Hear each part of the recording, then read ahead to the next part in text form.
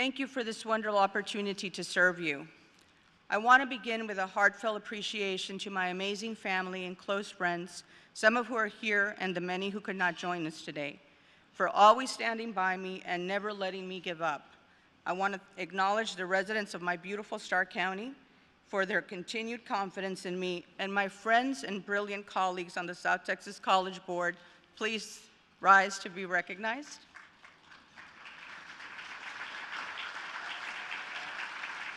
Thank you for being a steadfast team and taking this journey with me. I'm grateful for the countless membership and individuals have provided me. I owe you a debt of gratitude. Above all, I want to thank my mom, who was unable to be here, for her patience and encouragement, and a special thank you to my father, who set me on this path of public service.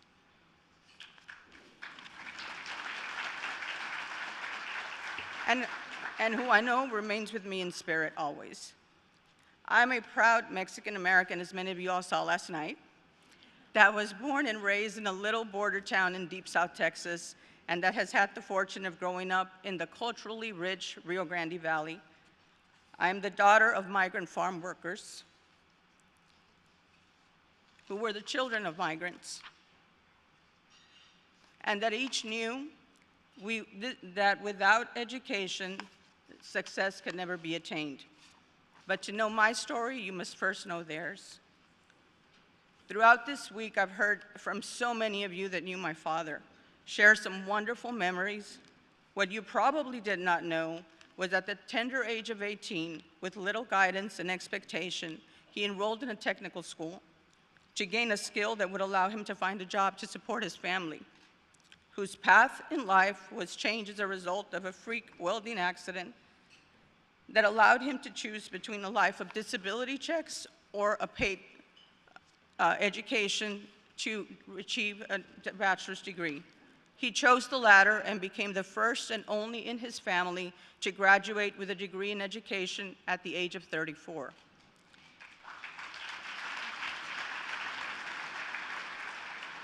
My mother left high school her junior year without earning her diploma, but forced herself,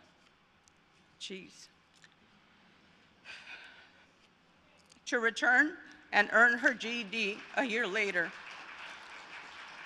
She worked as a teacher's aide for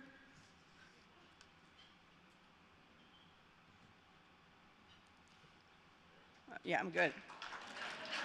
I'm good.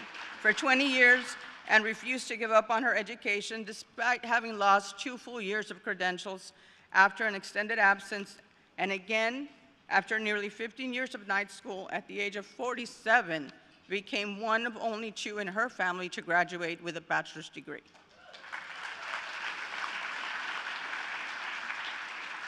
Their stories are not unique. We came across these individuals in our work every day, and while I was not the first in my family to graduate college, I was the first to receive a graduate degree. I am one of the lucky ones. I didn't come from a wealthy family, and I'm sure they struggled privately every day, but the only conversation they had with me was not if, but where I was going to go to college.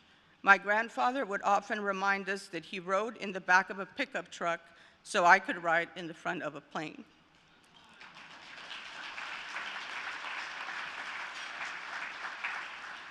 Now, like many of you, growing up in a Latino family does create some mixed emotions about aspiring to be successful. Along with the words of encouragement, there is the, eso se deja para los hombres, because men don't like women to be too smart, hijita.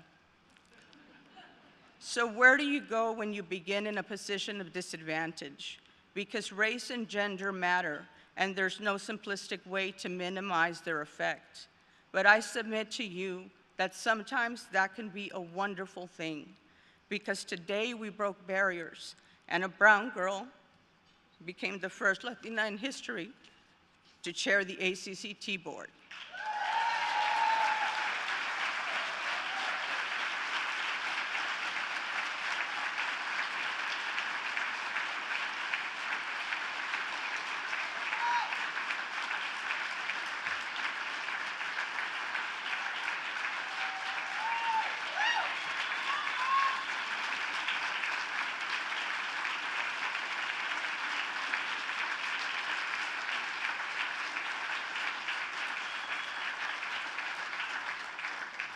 due in large part by the sheer will of the many strong Latinas that came before me.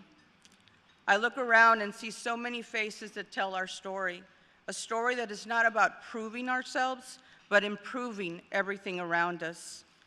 It is an opportunity to show that our DNA and our cultural contributions far exceed guacamole and Corona beer on Cinco de Mayo,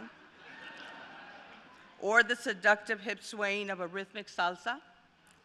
Although, to be fair, those are some pretty cool things to take credit for. Well, I'll always be grateful to everyone who allowed me to believe I could do and be anything I wanted. The real problem is that for every one of us that is fortunate to have the support, there are countless that remain in the brink, waiting for the opportunity that our work and our colleges can provide. Because in these uncertain times, we must conspire to inspire. We must educate to elevate in an impactful, generational, and transcendent manner. We would agree that there is no question that in today's global economy, where knowledge is power, excellence in education is not just a mere advantage, but a fundamental necessity. In this country, we're not short of hope and dreams. There is proof in the thousands that are attending and the thousands more that have graduated our institutions. In this room, we accept that it is incumbent upon us to ensure that opportunity is made available to everyone that needs it or seeks it out.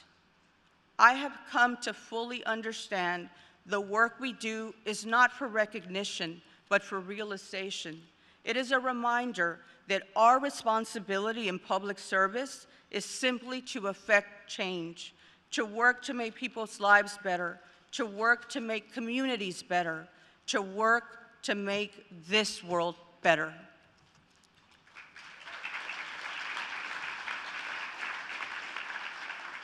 Because the true measure of success is seeing a young graduate whose parents spent a lifetime walking the fields, making their way across a stage while they scanned the rows of an arena to find a familiar face and quietly nod a thank you, knowing full well that from that day forward, their lives have changed forever.